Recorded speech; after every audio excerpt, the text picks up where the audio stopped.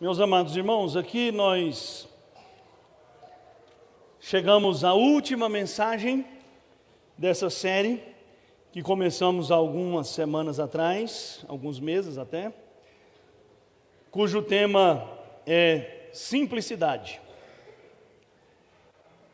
E o nosso desafio durante essas semanas foi refletir sobre a vida a que nós somos chamados pelo Evangelho de Jesus Cristo. E ao mesmo tempo refletir sobre o entulho que muitas vezes se acumula na nossa vida e que precisa ser retirado. E durante essas semanas nós falamos sobre diversos temas e minha oração é que você guarde no seu coração as verdades que nós aprendemos aqui juntos e você encontre mesmo essa vida simples. A simplicidade do Evangelho, a simplicidade da graça, a simplicidade da oração, a simples confiança em Jesus Cristo. E hoje, nessa última mensagem, eu vou falar sobre a simplicidade da confissão. A confissão que sempre nós praticamos aqui no nosso culto é algo extremamente importante, mas eu receio que não seja algo muito praticado na nossa vida. E a razão por isso é porque praticar a confissão é muitas vezes desconcertante. Porque para confessar nós precisamos reconhecer as nossas faltas, e reconhecer nossas faltas é muito desconfortável. Às vezes nos deixa assim com um gosto amargo na boca. Mas a confissão, irmãos, é fundamental. Nós não podemos servir a um Deus santo e justo se não reconhecermos as nossas faltas, se não confessarmos os nossos pecados, se não falarmos dos pecados que cometemos, pedindo ao Senhor que tenha misericórdia de nós. Para a nossa meditação nessa noite, eu vou usar o texto bíblico mais conhecido, a oração de confissão mais conhecida que nós encontramos na Escritura Sagrada, que foi feita por Davi, o Salmo 51. Esse é um salmo que Davi escreveu depois de ter sido confrontado pelo profeta Natã, por causa do pecado que ele havia cometido de possuir Batseba, a esposa de um general.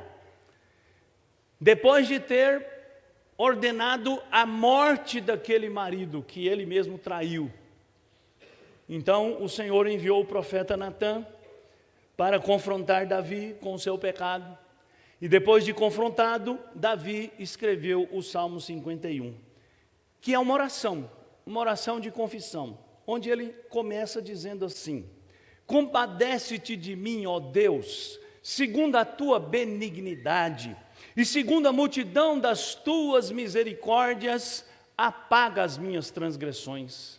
Lava-me completamente da minha iniquidade e purifica-me do meu pecado. Pois eu conheço as minhas transgressões e o meu pecado está sempre diante de mim.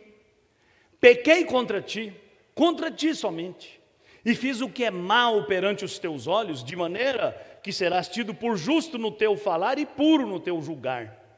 Eu nasci na iniquidade, e em pecado me concebeu minha mãe. Eis que te comprases na verdade no íntimo, e no recôndito me fazes conhecer a sabedoria. Purifica-me com esopo, e ficarei limpo. Lava-me, e ficarei mais alvo que a neve.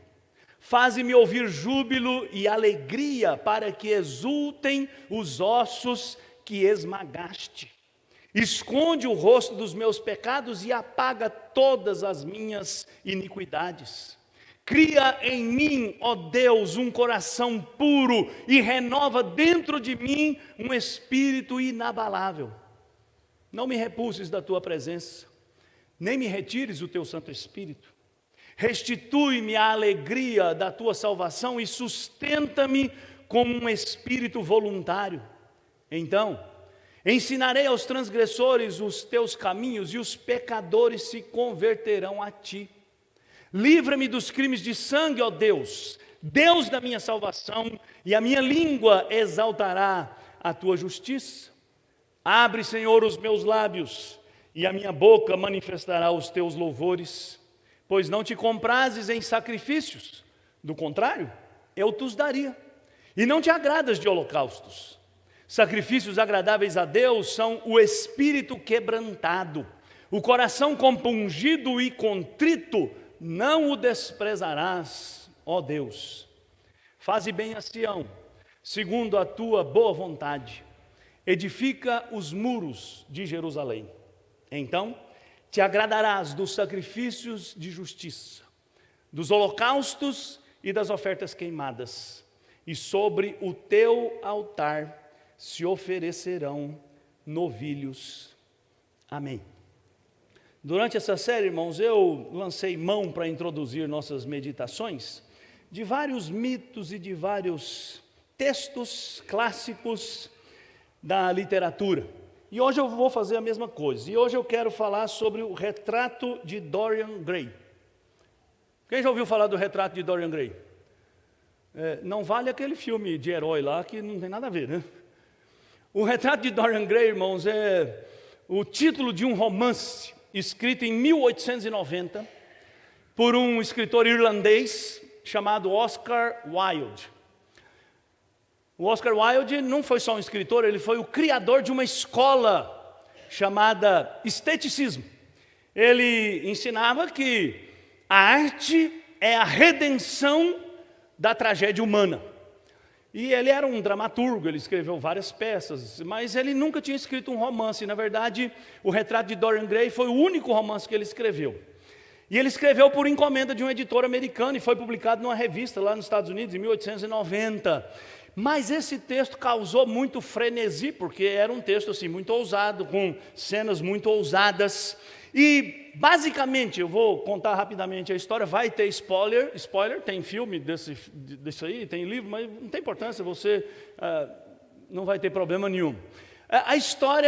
O livro é a história de Dorian Gray. Dorian Gray era um jovem belíssimo, de uma beleza inigualável. Na verdade, o livro faz referência a vários mitos que eu usei aqui. O mito de Narciso, que é aquele homem belo que não sabia que era tão belo e quando viu o seu reflexo na água ficou apaixonado por si mesmo. O livro faz uma referência ao Dr. Fausto, que fez um pacto com o diabo e entregou sua alma para ficar rico. Faz referência ao o médico e o monstro, a Jekyll e Hyde, que são duas personagens que alternam numa só pessoa o bem e o mal.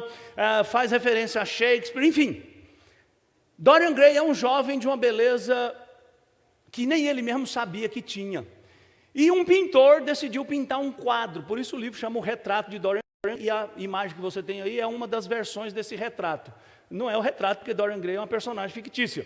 Mas esse pintor decidiu fazer esse retrato, e ele se apaixonou pelo Dorian Gray, mas isso está subliminarmente no livro, né? Porque o Oscar Wilde era homossexual, isso é outra história. E quando Dorian Gray viu o seu retrato, como Narciso, ele ficou tão apaixonado pelo seu retrato, ele ficou tão inebriado pela sua beleza, que ele fez um pedido. Ele pediu assim: quem dera se eu nunca perdesse a minha beleza e toda a minha feiura se manifestasse no meu retrato. O livro não fala de um pacto com o diabo, mas isso está subentendido, porque o pedido de Dorian Gray foi atendido, e ele não envelheceu mais, ele continuou bonito, mas ele perdeu a sua alma, e ele se tornou uma pessoa hedionda, e ele se tornou um assassino, ele se tornou um homem vendido às paixões, que vivia envolvido numa vida devassa, numa vida terrível, mas sempre com a mesma feição perfeita, sempre com a consciência de que ele continuava belo e intocável. Mas aquilo começou a incomodar o Dorian Gray, e em uma ocasião ele foi até se confessar os seus pecados, que eram muitos crimes, muita violência, muita maldade, e ele aprendeu lá na confissão que não adiantava confessar os pecados se não houvesse uma convicção verdadeira de que ele havia falhado. E a história vai se desenrolando, e no final da história ele mata o pintor que havia pintado o seu retrato, e depois de matá-lo ele vai até o lugar onde o quadro estava guardado, o retrato estava guardado, e quando ele destrampa, ele abre a cortina e vê a tela, ele fica aterrado, aterrorizado. Porque o retrato tinha se desfigurado, o retrato tinha se transformado numa figura horrenda, cheia de feridas, cheia de cicatrizes, e tudo ao redor daquela pessoa que antes tinha sido ele, apodreceu. Ele ficou tão chocado que ele pegou uma faca e começou a rasgar aquele retrato. Mas cada golpe que ele dava no retrato, ele acabava ferindo a si mesmo, e por fim ele cravou a faca no próprio peito. Os empregados acharam depois um corpo desfigurado, de um velho apodrecido, uma carcaça, e o retrato tinha voltado a ter a beleza do seu estado original. Eu sei que o Oscar Wilde não queria dar lição de moral em ninguém, porque ele achava que isso não é papel da arte. Mas eu li essa história e eu fiquei pensando, como ela pode nos ensinar também, e como ela revela algumas verdades profundas sobre a malignidade do coração humano. E eu fiquei pensando nessa meditação que eu faria hoje com os irmãos, e no texto do Salmo 51, que é um salmo de confissão, e na história de Dorian Gray, e fiquei pensando, será que se nós pudéssemos fazer tudo o que quiséssemos, sem sofrer nenhuma consequência, será que nós faríamos? Será que se pudéssemos esconder os nossos pecados de tal forma que ninguém os visse, será que nós confessaríamos os nossos pecados? A história de Dorian Gray é a história de como o mal pode dominar uma pessoa quando ela escolhe ter uma vida dupla. Como diz o ditado, por fora bela viola, por dentro pão bolorento. Ou para ser bíblico, por fora um sepulcro caiado, mas por dentro só rapina e destruição.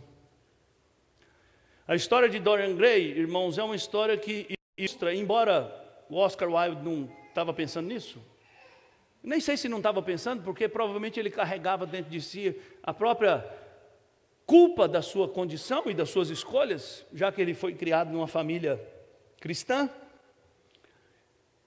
Mas essa história fala sobre os resultados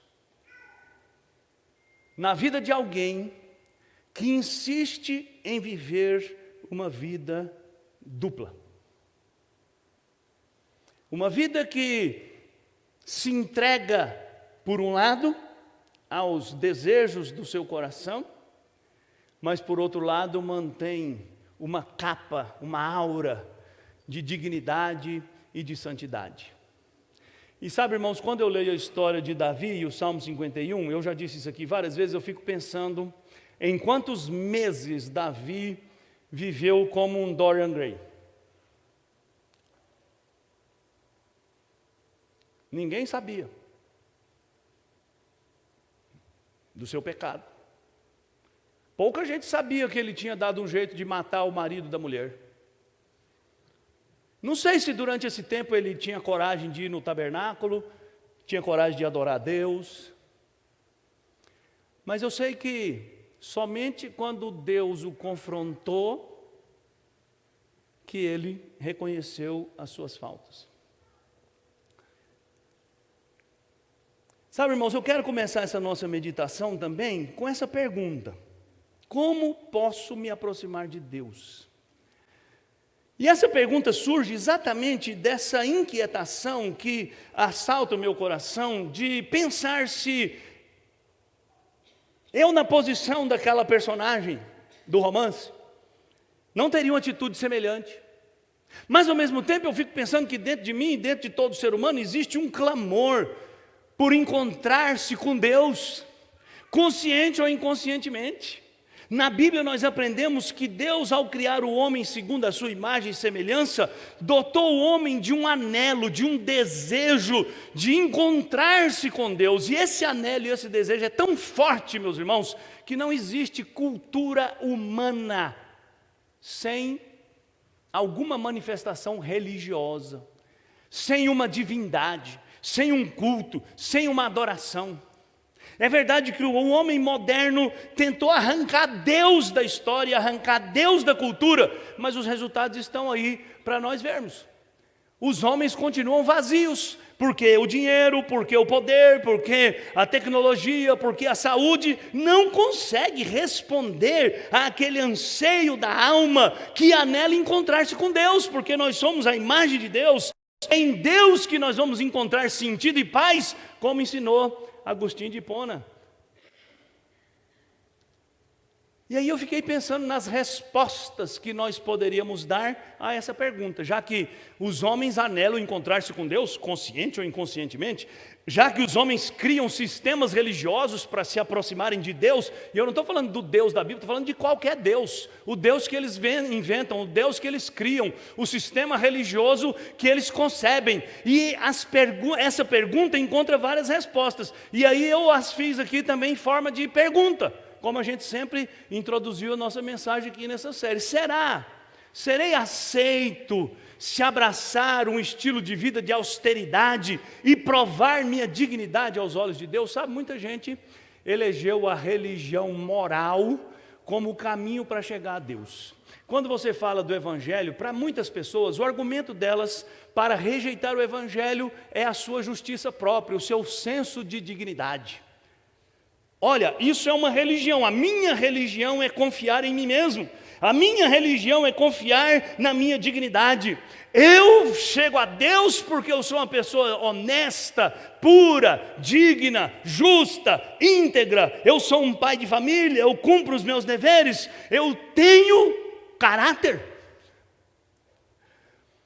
Aí eu pergunto na Bíblia, isso é um caminho seguro? E aí eu encontro o profeta Isaías, que lá no capítulo 64 do seu livro, no versículo 6, diz assim: mas todos nós, é interessante, né?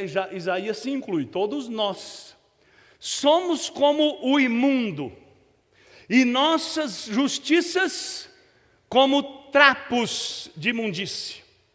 Todos nós murchamos como a folha, e as nossas iniquidades como um vento nos arrebatam. Ou seja, o seu melhor, a sua melhor justiça, o seu melhor caráter, a sua melhor dignidade está muito, muito, muito, muito, muito numa dízima periódica infinita, aquém do que Deus requer, porque Ele é santo. Segunda resposta: se me tornar mais dedicado em meus deveres religiosos e fizer sacrifícios, serão abertas as portas da presença de Deus? Muita gente se transforma numa pessoa religiosa, porque ela sabe que não tem toda essa dignidade que muita gente acha que tem, né? Ou finge que tem, ou tenta mostrar que tem. Então ela escolhe o caminho da religião, do sacrifício, da devoção.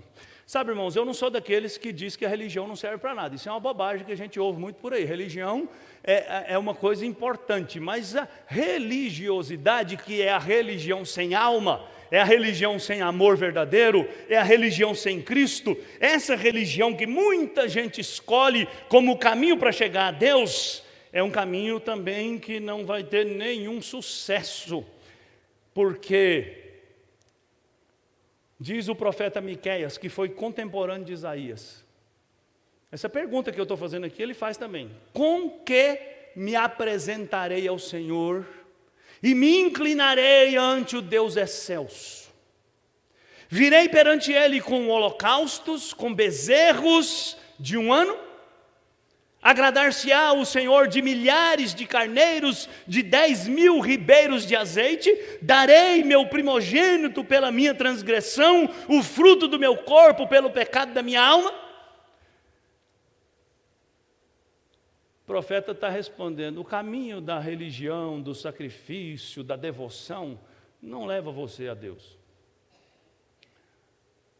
Porque as melhores devoções que você pode praticar continuarão manchadas pelo seu pecado. E se o seu coração não estiver de fato convertido a Deus, eles não servirão de nada. Uma terceira pergunta: se estudar a Bíblia com dedicação e profundidade, e souber responder com precisão às questões teológicas mais profundas, eu serei aceito na presença de Deus? Esse talvez seja um pecado típico de nós presbiterianos, que é confiar na nossa teologia. Teologia é uma bênção, irmãos, é uma necessidade. Mas confiar no conhecimento teológico, no conhecimento bíblico, também não é um caminho seguro. Jesus foi rejeitado pelos estudiosos da Bíblia do seu tempo. E numa ocasião Jesus disse para eles assim: vocês examinam a Escritura para ver se encontram nela a vida eterna? E eu digo, são elas mesmas que testificam de mim, contudo não quereis vir a mim para terdes vida. Jesus está dizendo: vocês aprendem na Escritura que eu sou a vida, mas vocês não querem isso. Vocês querem o seu caminho. Vocês querem confiar em si mesmos. Sabe, irmãos, eu não posso sondar o seu coração e nem dizer se você está escolhendo um desses caminhos. Mas certamente você está escolhendo um caminho. E eu espero que não seja nenhum desses, mas que seja a quarta via, que é a via da qual nós vamos tratar aqui neste salmo penitencial. A resposta direta para a pergunta: como um homem pode chegar a Deus? Encontra a resposta no Salmo 51, e a resposta é através da penitência. Agora presta atenção, eu não estou usando a palavra penitência no sentido que ela veio a adotar por causa do dogmatismo, mas eu estou usando a palavra penitência no seu sentido original. Penitência no seu sentido original significa arrependimento, confissão, dor, contrição, reconhecimento de suas faltas. Olha, se você abrir sua Bíblia lá em Marcos capítulo 1, quando Jesus começa o seu ministério, Jesus prega para as multidões e Jesus diz: arrependei-vos. Arrepender-se é ser penitente, ou seja, é reconhecer suas faltas. Então, o caminho da fé, o caminho do encontro com Deus, passa pela penitência, passa pelo arrependimento, passa pela consciência de pecado, passa pelo reconhecimento das faltas, das necessidades. E Jesus continua: arrependei-vos e crede no Evangelho. Davi, como nós veremos aqui, ele entregou seu pecado. E foi no arrependimento, na confissão, na tristeza, na angústia de ter reconhecido as suas faltas, que ele deu os primeiros passos para reconciliar-se com Deus. Um salmo penitencial, irmãos, é um salmo onde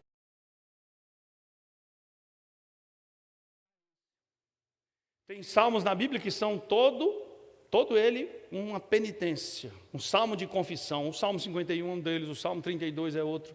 Outros salmos contêm partes penitenciais, como nós lemos aqui no Salmo 103, onde o salmista fala da sua iniquidade, do seu pecado. Esse Salmo 51 foi escrito em uma das ocasiões mais conhecidas da Bíblia, que eu já falei aqui, o pecado de Davi com Batseba.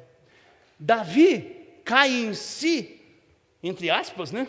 Porque ele não cai em si, ele é derrubado em si, Porque o profeta vai até ele e diz: você é o homem que cometeu um pecado inaceitável aos olhos de Deus. E isso por si só, irmãos, já seria tema para uma série de mensagens. Porque o verdadeiro arrependimento não é algo que você produz, mas é algo que Deus produz em você através da sua palavra, mas isso é outro assunto. E neste penitencial, nós encontramos a oração de um homem desesperado.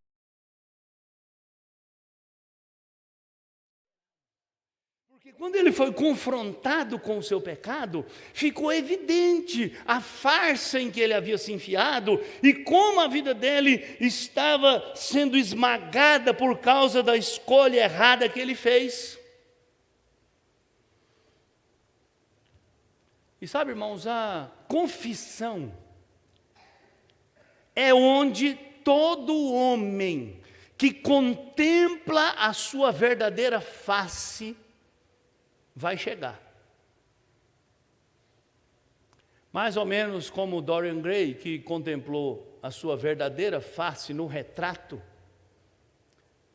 Quando nós lemos a palavra de Deus e quando nós ouvimos o que Deus diz na sua palavra, nós somos confrontados com a nossa verdadeira imagem, como nós vimos aqui de manhã, quando lemos a carta de Jesus para a igreja de Laodiceia, que tinha uma ideia muito equivocada de si mesma e foi confrontada por Jesus com a realidade. Então, quando nós somos confrontados com essa realidade,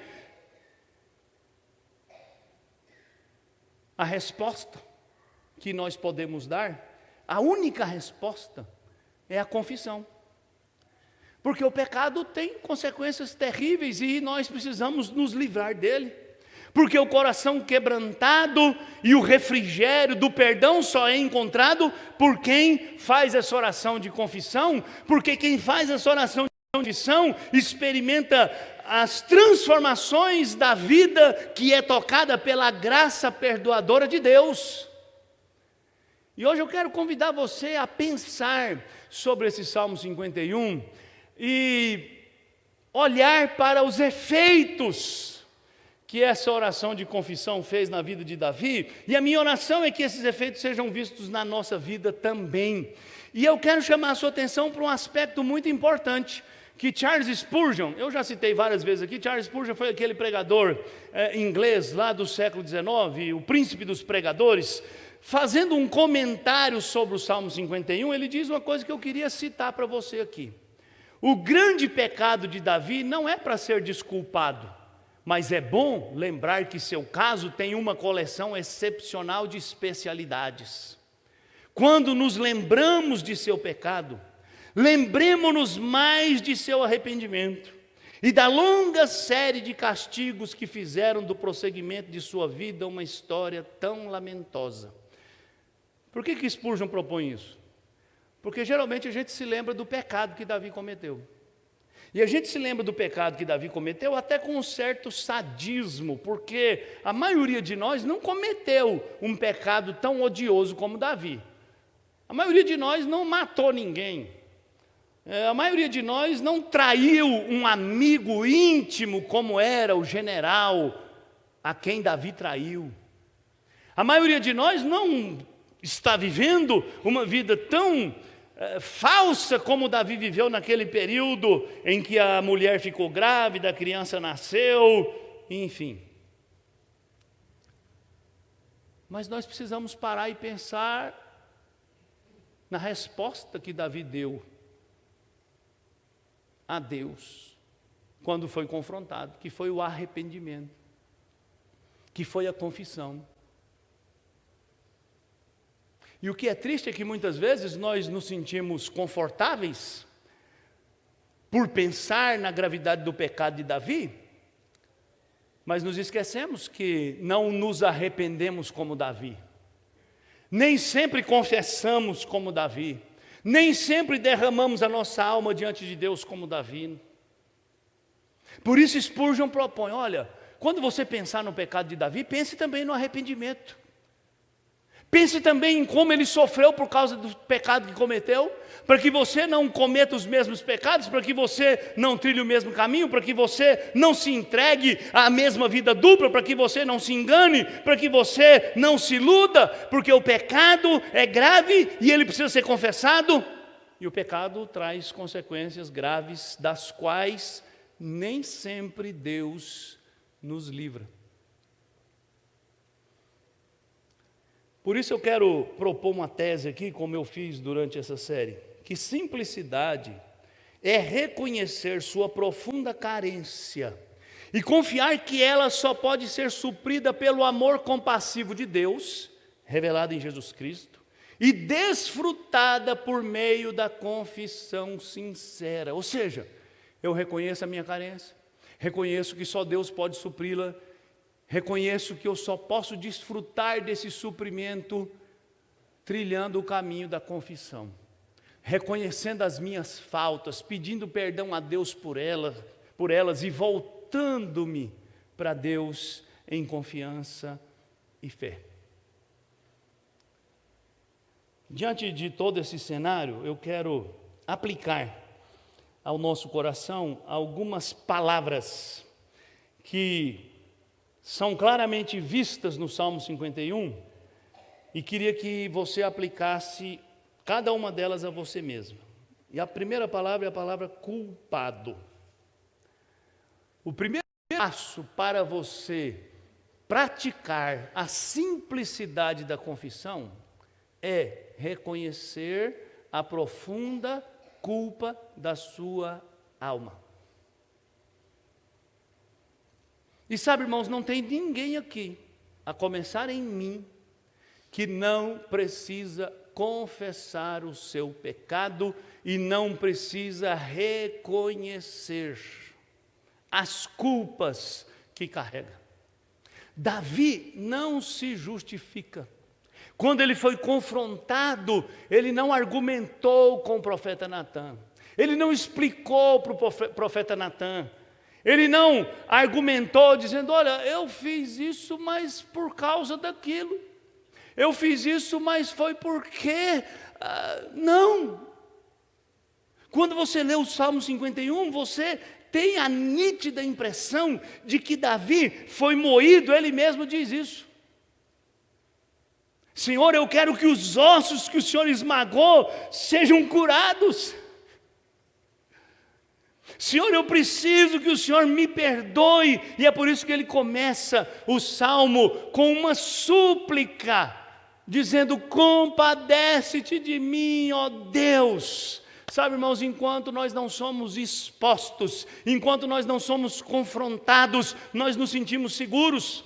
Mas a súplica pelo perdão de Deus só é possível para aquele que é denunciado. Por isso é que hoje de manhã, meditando na carta de Jesus enviada à igreja de Laodiceia, disse que o amor verdadeiro não se cala diante do pecado, e por isso Jesus disse para a igreja de Laodiceia, eu repreendo e disciplino a quem eu amo. E Deus enviou o profeta Natã até Davi para denunciar o seu pecado, não porque Deus é um tirano, não porque Deus tem prazer em punir o pecador, não porque Deus tem prazer em expor a fragilidade, a carência, a fraqueza humana, muito pelo contrário, mas é porque Deus tem misericórdia e compaixão, e porque Davi era o homem que ele amava, e como homem que ele amava, ele não poderia permitir que Davi mantivesse aquela farsa, porque aquela farsa estava destruindo Davi.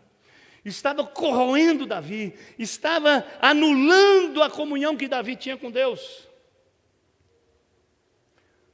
Irmãos, não há súplica onde não tem consciência de culpa. Enquanto alguém se sente confortável com uma vida que vai contra a palavra de Deus, não há esperança de perdão. Porque o perdão começa com o arrependimento, que é a mudança de mente, que é a mudança de conceito, que é a mudança de perspectiva, que é a mudança de valores. Sentir-se culpado, e por isso eu escolhi essa palavra de propósito, porque sentir-se culpado culpado é o primeiro passo para você entrar no seu quarto, fechar a sua porta e pedir a Deus, como Davi pediu: compadece-te de mim, ó Deus. Enquanto você encontrar razões para justificar suas faltas, enquanto você tiver explicações para dar a Deus, enquanto você quiser racionalizar a sua falta, você não vai encontrar o caminho da restauração. E sabe, irmãos, é tão simples, e por isso que o título dessa mensagem é Simplicidade da Confissão.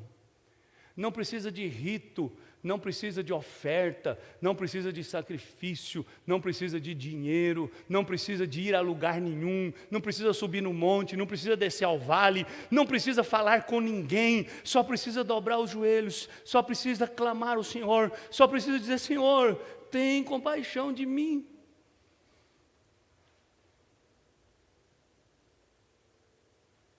E quantas vezes a gente tem feito isso?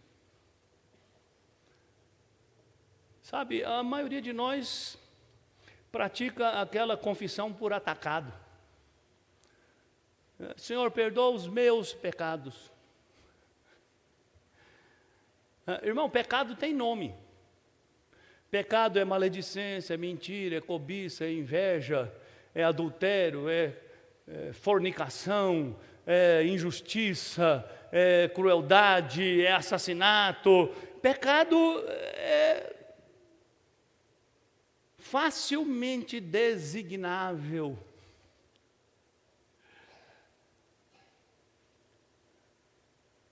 E nós precisamos confessar os nossos pecados. Só há perdão onde existe confissão.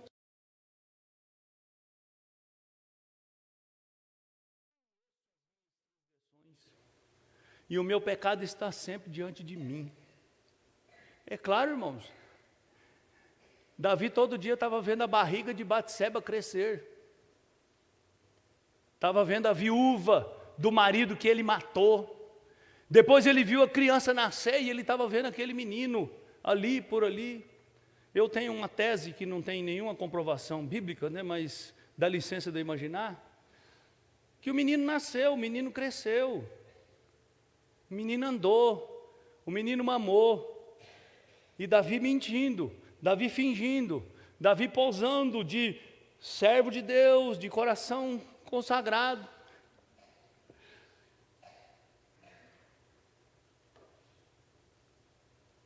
O perdão, irmãos, é ofertado a quem confessa. E eu fico pensando assim, por que Deus exige que nós confessemos? Por que Deus simplesmente não perdoa? Afinal de contas, Jesus já não morreu da cruz para levar todos os nossos pecados? Irmãos, a confissão é necessária para você, não é necessária para Deus, não.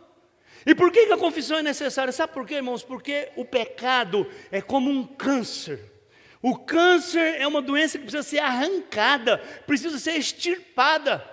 Enquanto ele permanece ali mascarado, fingindo, enquanto ele não é desmascarado, enquanto ele não é exposto, ele vai corroendo, ele vai comendo, ele vai destruindo.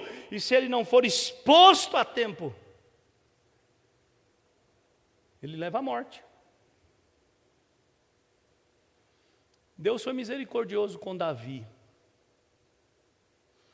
mas o pecado de Davi trouxe morte para muita gente. O primeiro que morreu foi o filho do adultério. Porque o profeta disse: Deus te perdoou, mas seu filho vai morrer. Deus te perdoou, mas a espada nunca mais vai sair da sua casa.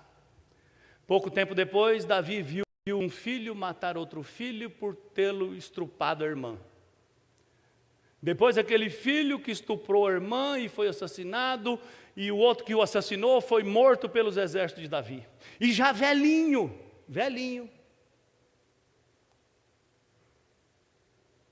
O filho mais velho de Davi, chamado Adonias, tentou tomar o trono à força e foi mais um morto por causa do pecado do seu pai. Sabe, irmãos, você precisa confessar, não é porque Deus precisa da sua confissão, é porque você precisa dela. Porque é só quando você confessa. E eu diria mais, quando você verbaliza, não porque a palavra tem algum poder, mas é porque a palavra fluindo de um coração é como um corte radical que arranca aquele pedaço podre de você. E você pode começar uma vida nova.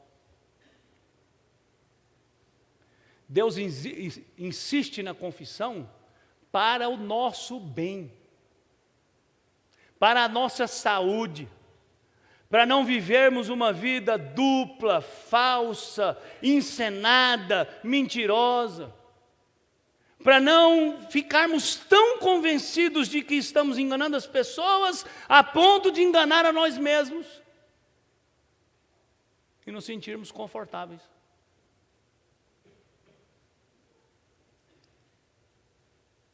Eu termino esse primeiro ponto, e eu preciso terminar logo, mostrando para você essa lápide.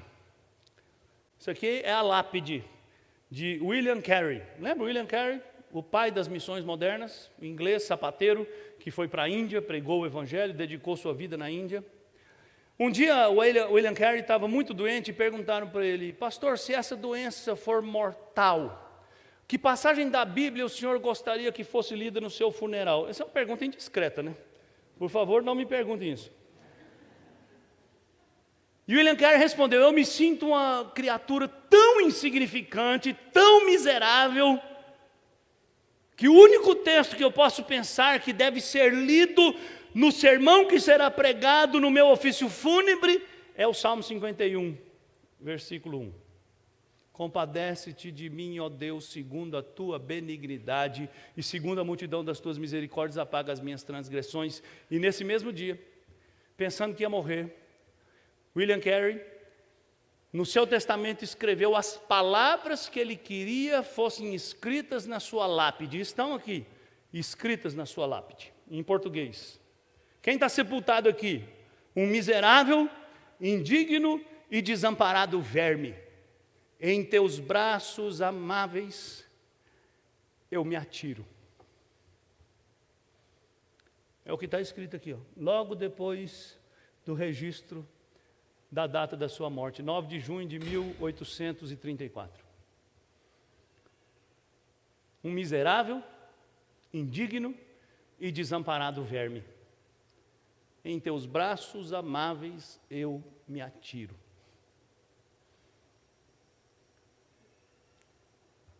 Segunda palavra, confiante.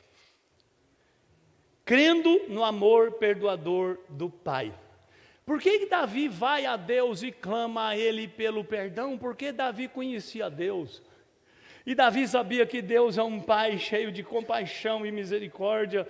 Davi sabia que Deus não tem prazer em matar os seus filhos, em puni-los. Ele tem prazer em perdoar, em restaurar. E foi essa confiança no poder purificador do amor de Deus que levou Davi a confessar e a clamar ao Senhor: purifica-me com hisopo e ficarei limpo. Hisopo, irmão, você lembra? Hisopo era um arbusto que tinha nas regiões desérticas. E os judeus usavam esse arbusto para fazer as aspersões nos rituais de purificação. Tem uma ocasião que o hisopo foi usado, você vai se lembrar bem, quando os israelitas iam sair do Egito, Deus mandou que eles matassem um cordeiro e pegassem o sangue do cordeiro com hisopo, com aqueles ramos, e passassem nos umbrais da porta, para quando o anjo da morte passasse por aquelas casas, ele passasse por cima daquelas casas marcadas com sangue. Mais tarde o hisopo foi usado pelos sacerdotes no tabernáculo, quando se faziam as ofertas, e quando o sacerdote ia purificar o povo, ele pegava uma bacia com sangue e molhava no hisopo e aspergia sobre os chifres do altar e aspergia sobre a multidão que vinha clamar ao Senhor todos os dias às 9 da manhã e às 3 da tarde. Davi está falando do poder purificador do sangue daqueles holocaustos que representavam o sangue de Cristo. Muitos séculos antes, Davi já sabia que o pecado precisa ser lavado no sangue do Cordeiro, que o pecado só encontra perdão porque Deus faz provisão. Aqueles animais eram representações do verdadeiro Cordeiro de Deus que tira o pecado do mundo, daquele que o apóstolo Paulo fala no capítulo 3 da carta aos Romanos. Deus propôs no sangue de Jesus purificar os nossos pecados. E Davi declara a sua confiança na eficácia da obra de Deus. Lava-me e fica que a neve. Irmãos, a gente não confessa, sabe por quê? Porque a gente não acredita nessas coisas. A gente pensa assim, se eu confessar, Deus vai me esmagar. E a gente finge. E a gente mente. E a gente representa. E sabe, irmãos, a única pessoa para quem você deveria tentar esconder as suas faltas é a única pessoa de quem você não pode esconder falta nenhuma. Você pode esconder do seu marido, você pode esconder da sua esposa, dos seus pais, dos seus filhos, da sua namorada, do seu namorado, da sua noiva, do seu noivo, do seu patrão, do seu empregado, do seu vizinho, do seu colega, de todo mundo, mas você não pode esconder de Deus. Então o recurso, o único recurso, a única esperança que um pecador tem é confessar, e confessar crendo que Deus é poderoso e misericordioso e amoroso para lavar os nossos pecados, para purificar os nossos pecados. E eu não consigo deixar de falar de uma cena maravilhosa, quando Jesus, na noite que foi traído, foi lavar os pés dos discípulos. Lembra disso? Jesus amarrou uma toalha na cintura, pegou uma bacia e foi no pé do primeiro, lavou, no pé do segundo, lavou, no pé do terceiro, lavou. Quando chegou no pé de Pedro, Pedro disse, no meu pé você não vai lavar. E Jesus disse assim, se eu não te lavar os pés, você não tem parte comigo. Pedro, que não era homem de meias medidas, falou, então lava eu inteiro, Senhor. Então eu quero tomar banho, se lavar só o pé não vai adiantar não. E Jesus disse para ele assim, Pedro, quem já se banhou, só precisa lavar os pés. Jesus estava dizendo, eu já limpei seus pecados. Agora o que você precisa é continuar limpo. E você continua limpo em comunhão comigo. Você continua limpo se você permanecer comigo, se você confiar em mim, se você depender de mim, se você andar comigo. Por isso, lá no livro do Apocalipse, João é levado num lugar onde tem uma multidão de pessoas vestidas de branco. E o anjo que estava ao lado dele faz uma pergunta. É claro que o anjo já sabia a resposta, mas ele fez a pergunta para João escrever e nós sabermos a resposta. Quem são esses? Vestidos de branco. E João respondeu, são aqueles que tiveram suas roupas alvejadas no sangue do Cordeiro. Glória a Deus, querido. Você não precisa esconder, você não precisa ter medo, você não precisa fingir para Deus. A confissão é simples, porque basta você falar com Deus. Não precisa nem ajoelhar. Eu ia falar ajoelhar, mas não precisa. Se você quiser ajoelhar, ajoelha. Se você tiver problema de joelho, não ajoelha. Você precisa dobrar o seu coração.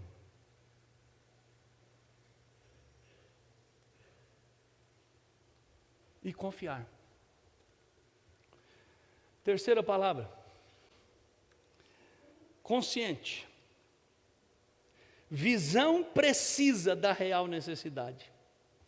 Qual é a real necessidade de um pecador? Você precisa de um plano melhor para esconder seus pecados. Esse plano aí não está funcionando. Você precisa ter uma senha mais forte no seu computador, no seu telefone, porque alguém pode abrir e ler o que não devia ser lido. Você precisa ser mais cuidadoso. Porque parece que o pecado é ser descoberto, né? O pecado não é fazer a coisa errada. Não. Você não precisa de um plano melhor, você não precisa de uma estratégia melhor, você precisa ter consciência da sua real necessidade. E a real necessidade de todos nós é ser transformado pelo poder de Deus. Davi pede assim: cria em mim, ó Deus, um coração puro e renova dentro de mim um espírito inabalável. Irmão, sua vida não tem conserto. Você precisa de uma vida nova. Você precisa de uma mente nova, de um coração novo, de desejos novos, de uma postura nova. Você precisa ser transformado. Eu me lembro de uma ocasião em que Jesus estava colhendo espigas, se não me engano, e os judeus reclamaram para ele, eu estou equivocado. Os judeus reclamaram porque os discípulos não comiam sem lavar as mãos. E não era uma questão de higiene, era uma questão de ritual, porque o judeu sempre que saía na rua e voltava para alguma casa, ele tinha que lavar as mãos para se purificar de qualquer contaminação cerimonial. E os discípulos de Jesus, e Jesus mesmo não fazia isso. E os judeus falaram: por que você come sem lavar as mãos? E Jesus disse assim: não se põe remendo de pano novo em veste velha, nem se põe vinho novo em odres velhos, porque os odres vão ser arrebentados.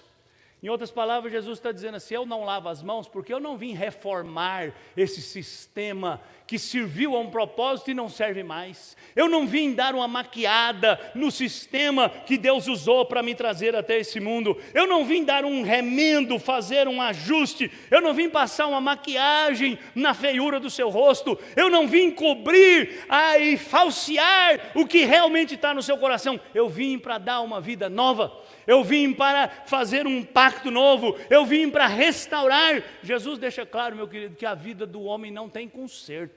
Por isso nós precisamos ser recriados. Nós precisamos ser nova criatura. E é uma nova criatura que tem uma nova mente, um novo coração, desejos santos, vontade santa, inclinação santa, de ir à presença de Deus, de ter comunhão com Deus. É disso que você precisa. E por isso Davi disse: Senhor, me dá um coração novo. Davi não diz assim: Senhor, passa uma borracha nesse passado. Senhor, esquece isso.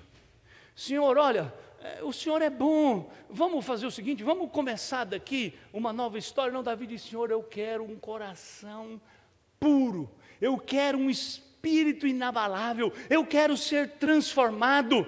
Porque é só quando você é transformado que você é capacitado a compreender a si mesmo e compreender as obras de Deus. Sabe, irmãos, enquanto você não tem a mente de Cristo, enquanto você não tem um novo coração, você vai continuar mais preocupado com a imagem do que com a realidade, com a forma do que com a essência, com a aparência do que com o coração. Somente o Senhor toca a nossa vida e muda a nossa história. E a Bíblia está cheia disso, né? Eu fiz uma listinha aqui com 5 exemplos: Jacó, Moisés, Isaías, Pedro, Paulo. Todos estes foram homens que, tocados pelo Senhor, foram transformados radicalmente.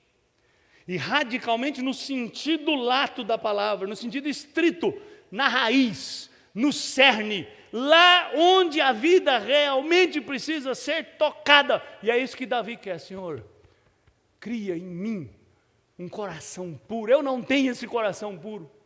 Cria em mim, Senhor, um espírito inabalável. Eu não tenho esse espírito inabalável. Meu espírito foi abalado simplesmente porque eu vi uma mulher desnuda e meu coração foi tomado pela iniquidade da minha alma. Mas, Senhor, me dá um espírito novo, Senhor. Me dá um coração puro, Senhor. Renova dentro de mim esse espírito que anela pelo Senhor.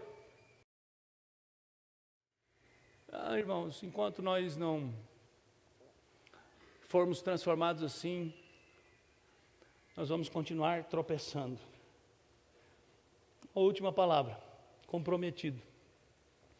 Comprometido com uma vida de verdadeira adoração.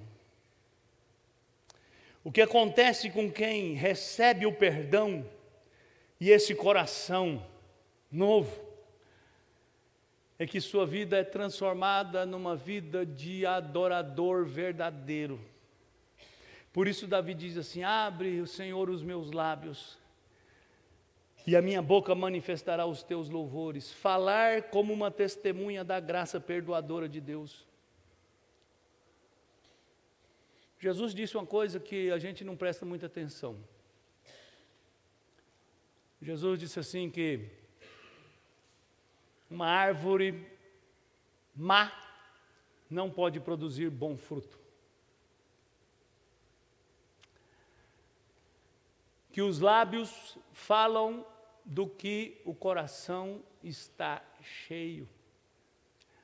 E eu fico me perguntando, por que falta testemunho da graça? Eu tenho medo da resposta. Porque a resposta pode ser que falte graça.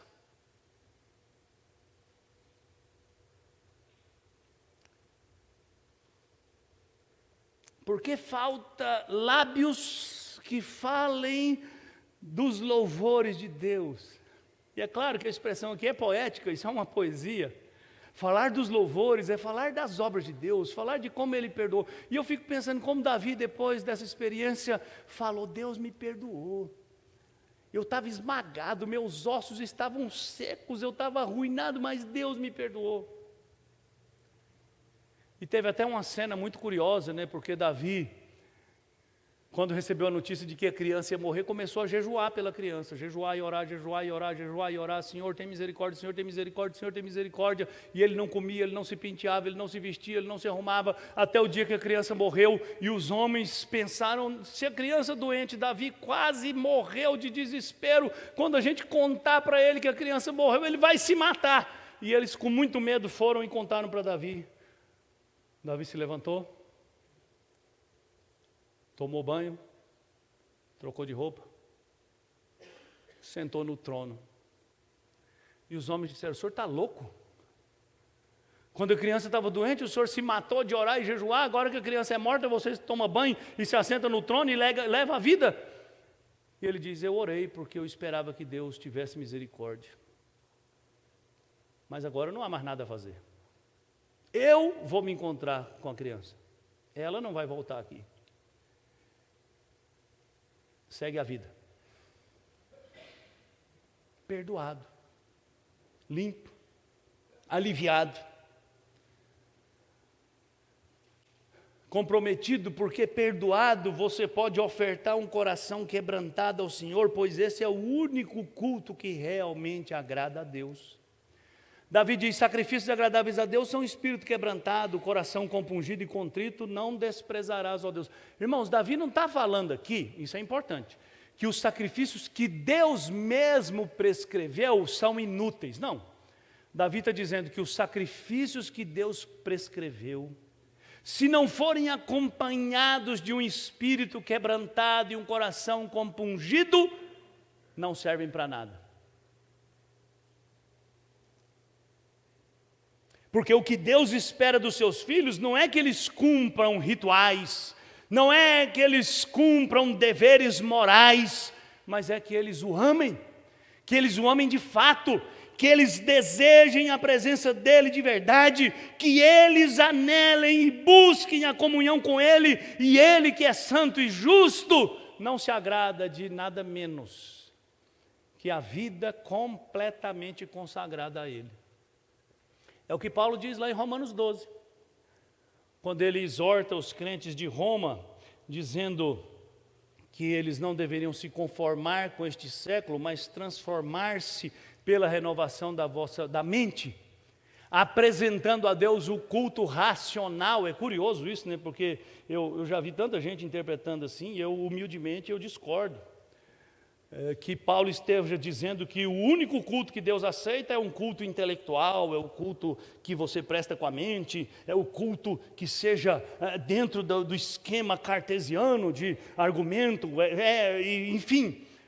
Para mim o que Paulo está dizendo é o seguinte: o único culto que Deus aceita é a sua vida.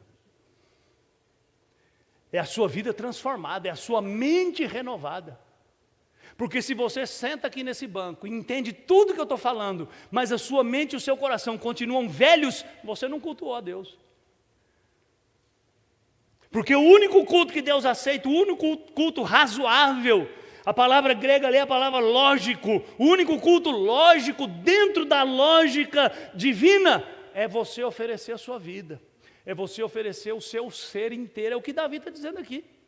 O que agrada a Deus? É matar um carneiro? É matar um carneiro, mas com o meu coração junto. Eu morro junto, eu me entrego junto, eu me dou junto, porque quando eu entrego aquela oferta, é porque eu faço com amor. Eu não faço simplesmente como um dever, como uma obrigação. Então vir aqui, sentar aqui, cantar aqui, ouvir o sermão aqui, entender o sermão aqui, capturar a mensagem aqui, mas continuar com o coração frio, com o coração duro, voltar para casa racionalizando e tentando justificar os seus pecados, tentando explicar suas razões, tentando dar as mesmas desculpas de sempre, faz com que essa reunião aqui seja uma reunião execrável, insuportável, que causa náusea, que causa nojo em Deus. Porque foi isso que Deus disse através do profeta Isaías. Quando vocês se reúnem, eu tenho nojo. Porque com os lábios vocês professam muito amor, mas seu coração está longe de mim. Vocês repetem mecanicamente palavras que aprenderam, mas vocês não me amam. Eu tenho nojo desse tipo de reunião, eu tenho nojo dessas músicas. Como Jesus falou para a igreja de Laodiceia, eu tenho vontade de vomitar. Sabe por quê, irmãos? É simples. Porque Deus sabe exatamente o que cada um de nós está pensando nesse exato instante.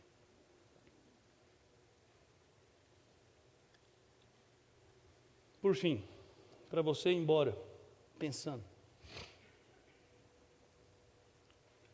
o que você precisa fazer diante de tudo isso?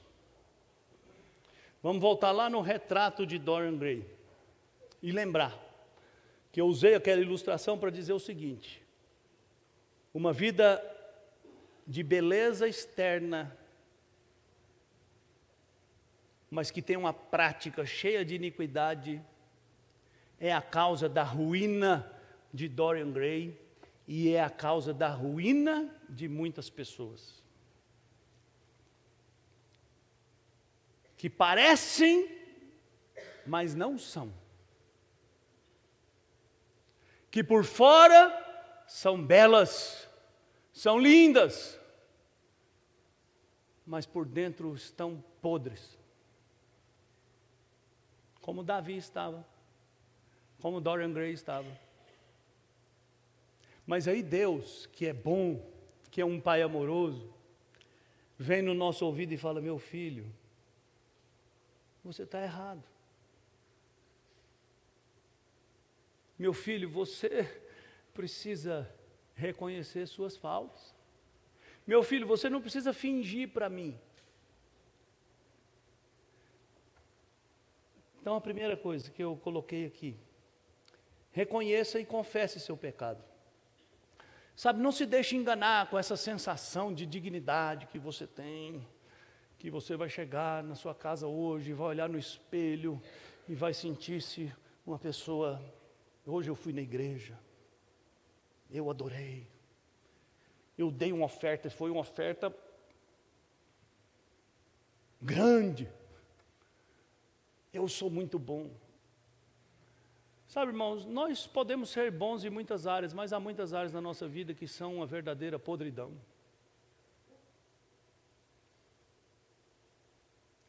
E o remédio é a confissão. Confie na provisão de Deus para o seu perdão. Deus enviou Jesus Cristo, o seu Filho, para morrer pelo seu pecado. Então, para que ficar guardando o pecado? Para que ficar escondendo o pecado? Se Deus está dizendo: eu te perdoo, meu filho, mas confesse, eu te perdoo, eu já enviei Jesus Cristo para morrer por você. Por que você insiste em não confiar? Busque uma transformação plena. Irmão, não se contente com essa coisa cosmética, estética, sabe? Mais ou menos como aquelas propagandas da Mary Kay que a gente vê na internet, né?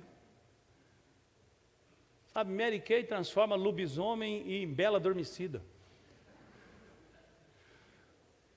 Sabe, querido, Deus não está interessado em estética, em...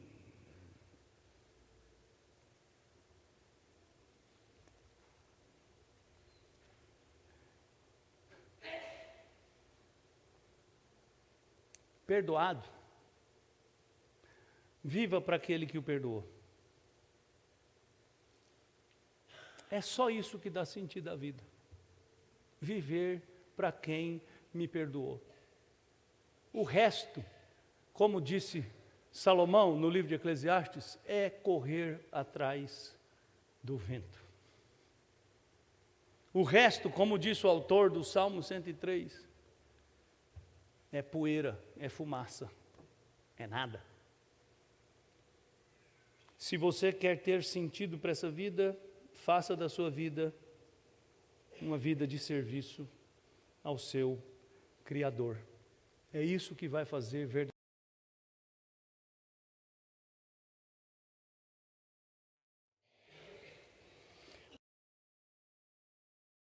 Perdão pelas vezes em que, ao invés de confessar, justifico o meu pecado, explico, racionalizo. Me perdoa, Deus. Perdoa meus irmãos também, que muitas vezes fazem isso, porque eles são como eu, pecadores. Muda, Deus, a nossa mente, o nosso coração e dá-nos a graça de viver essa vida nova na sua presença. Eu te peço, humildemente, em nome de Jesus, crendo que o Senhor fará isso e fará muito mais, por causa do seu amor. Amém.